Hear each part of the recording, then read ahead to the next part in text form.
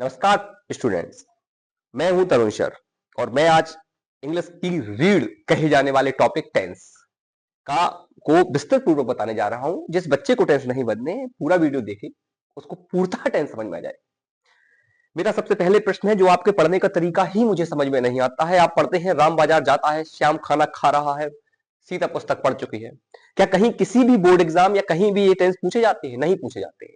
हमारी सबसे बड़ी समस्या है, हम इंग्लिश टू हिंदी पढ़ते हैं, हिंदी टू इंग्लिश पढ़ते हैं, जबकि दोनों अलग अलग लैंग्वेज हैं, दोनों की अपनी अपनी इंपोर्टेंस है।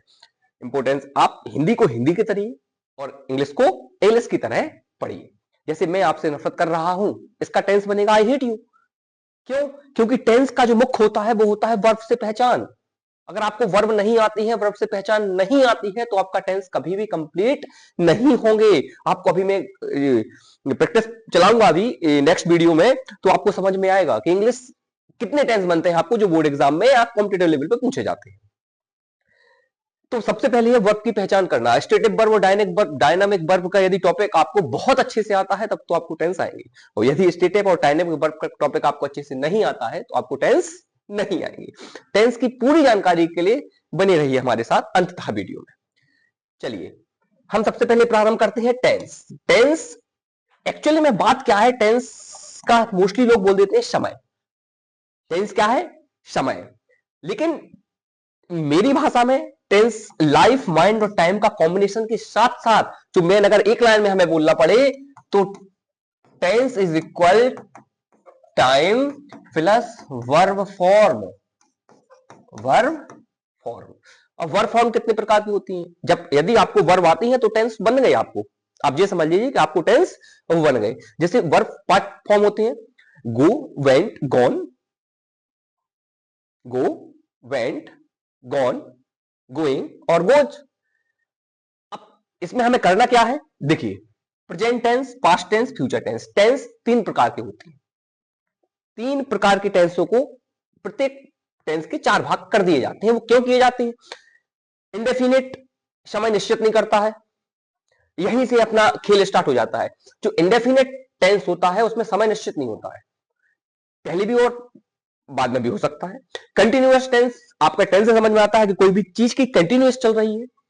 परफेक्ट में कार हो चुका होता है, और परफेक्ट कंटिन्यूअस का मतलब होता है कि कोई कार बहुत समय से चला रहा है और अभी तक चला रहा है। इसी तरह चारों फॉर्म है आपके। मैं समय बर्बाद ना करते हुए सीधे टॉपिक पर आता हूं कि आपके जो प्रेजेंट टेंस होता है, present indefinite, present continuous, present perfect, present perfect continuous, इनको आपको वर्ब से समझना है। यदि आप वर्ब से समझ में आ जाएंगे तो आपको कभी भी दिक्कत नहीं होगी और आपका माइंडसेट क्लियर हो जाएगा। और आपको करना क्या है? सबसे पहले आपको बता दूं कि टेंस पढ़ाई क्यों जाती है। देखिए सब प्रेजेंट इंडेफिनिट टेंस में या तो वर्ब में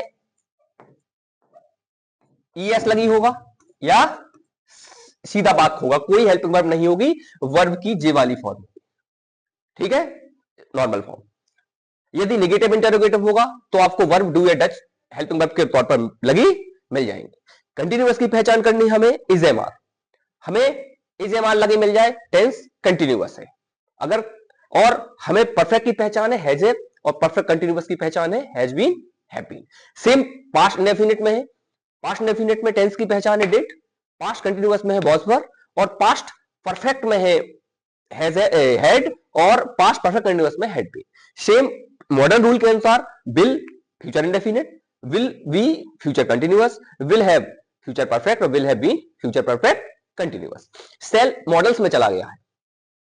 जी आपकी पहचान सिंपल तौर पर इनमर होती है, क्योंकि ये आपको कहीं भी उपलब्ध हो जाएंगी। हेल्पिंग वर्ब, पहले आप सभी टेंसों की हेल्पिंग वर्ब पढ़ लीजिए। हेल्पिंग वर्ब के पश्चात जो मेन खेल होता है, जो ऑब्जेक्ट में क्वेश्चन पूछे जाते हैं, सबसे ज्यादा पूछे जाते हैं, वो पूछे जाते हैं dynamic verb versus static verb. दोनों में डिफरेंस क्या है देखिए। डायनामिक वर्ब वो होती है आपका लिखा हुआ एक्शन, प्रोसेस और एक्टिविटी को शो करती है। मैं एक लाइन में आपको समझा देता हूं। रन है, ईट है, रीड है, राइट है, प्ले है, सिंग है, डांस है, जंप है, गो है, वॉच है और ETC. She is reading a book. जिस भी वर्ब के साथ आपको प्रोसेस दिखाई देती है, जैसे कोई कार हो रहा है, यदि वो होते हुए दिखाई दे रहा है तो वो वर्ब होती है आपकी डायनामिक वर्ब। कौन सी वर्ब? जैसे कोई पढ़ रहा है, आपको दिखाई दे रहा है, पढ़ते हुए दिखाई, प्रोसेस दिखाई देगी, तो वो वर्ब आपका डायनामिक वर्ब के अंदर आएगा और वो आपका टेंस में लग जाएगा, चारों टेंस में। जैसे कि मैं क्रिकेट खेल रहा हूं तो आपको क्रिकेट खेलते हुए वर्ब की स्थिति दिखाई दे रही है। जब आप रुकेगा, पॉज आएगा उसमें, तो आपको दिख जाएगा कि जी दिखाई दे रही है। जब कोई भी प्रोसेस दिखाई देती है उसमें हम डायनामिक वर्ब का उपयोग करते हैं। यही बात आती है स्टेटिव वर्ब की, जहां से आपका टेंस एकदम, जो बच्चे घपला करते हैं, जो सबसे ज्यादा गलत करते हैं, वो करते हैं डायनामिक स्टेटिव वर्ब में। स्टेटिव वर्ब क्या दिखाती है? अवस्था दिखाती है। ये आपको कभी भी किसी भी कंडीशन में स्टेटिव वर्ब आपको प्रोसेस दिखाई नहीं देती है। जिस भी टेंस में, जिस भी मीनिंग या जिस भी वर्ब के साथ प्रोसेस दिखाई ना दे, वो वर्ब आपकी स्टेटिव वर्ब कहलाती है। एग्जाम्पल के साथ देखिएगा, जैसे इमोशंस है। अगर मैं आपसे बोल दूं मैं आपसे नफरत करता हूं या मैं आपसे नफरत कर रहा हूं, क्या नफरत करना दिखाई देगा? नहीं देगा। मैं बोलूं मैं आपसे प्यार करता हूं, प्यार करना दिखाई देगा? नहीं देगा। जैसे मैं बोल रहा हूं मैं सोच रहा हूं, दिखाई नहीं देगा। मैं सोचता हूं तुम सही हो, प्रोसेस दिखाई दे रही है, सोच लिया है बस, या तो है या नहीं है। मैं आपको जान रहा हूं, हो ही नहीं सकता प्रोसेस, या तो जानूंगा या नहीं जानूंगा। हाँ, कभी कभी आपकी जो स्टेटिव वर्ब है वो डायनामिक वर्ब का कार्य कर देती है। जैसे आई am thinking about my future plan, ये थिंकिंग आपको दिखाई दे रही है, वो प्लानिंग दिखाई दे रही है। प्रोसेस है सोचने की, और प्लान बदल भी सकते हो, नहीं भी बदल सकते हैं। जैसे सी इंद्रियों की बात है, I am seeing a doctor tomorrow, इसमें सी आपकी स्टेटिव वर्ब एक अवस्था बताती है। लेकिन चूंकि यहां सी का अर्थ देखने से मतलब नहीं है, सी का अर्थ मिलने से मतलब है। I am seeing you, I am seeing a doctor tomorrow, मैं कल डॉक्टर से मिलूंगा। तो ये आपको बहुत डीप अध्ययन की आवश्यकता नहीं है। जी आप एक बार देख लीजिए, स्क्रीनशॉट ले लीजिए, नोट कर लीजिए, आपको एकदम क्लियर हो जाएगा। Stative verb, dynamic, I hope आपको एकदम क्लियर हो गई होगी। जिस चीज में अवस्था दिखाई दे, मैं फिर बता दूं, जैसे आई नो द आंसर, इसका she believes I am knowing the answer, मैं आपको जान रहा हूं, नहीं बन सकता है। टेंस में ये एक नियम है जो आपको देखने पड़ेंगे। स्टेटिव वर्ब और डायनामिक और आपका टेंस का टॉपिक, मुझे लगता है एक बार आप इसको देख लीजिए। ये मेरी पुस्तक है द इंग्लिश जर्नी 27, उससे मैंने लिया गया है। कुछ वर्ब दोनों के से यूज होते हैं, जैसे I think she is right, अभी भी मैंने बोला I am thinking about my exam या about my future. Stative position, I have a car, stative है तो फिर सीधा सीधा आ गया। लेकिन अगर आई हैविंग अ लंच, अब लंच करते हुए प्रोसेस दिखाई जा रही है, तो हैव का प्रयोग आपका डायनामिक की तरह हो जाएगा।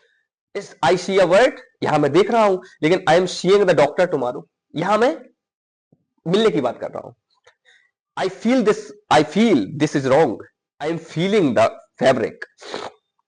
की पॉइंट है कंटिन्यूअस में, आप एक की पॉइंट देख लीजिए। कंटिन्यूअस टेंस में स्टेटिव वर्ब का यूज नहीं होता है।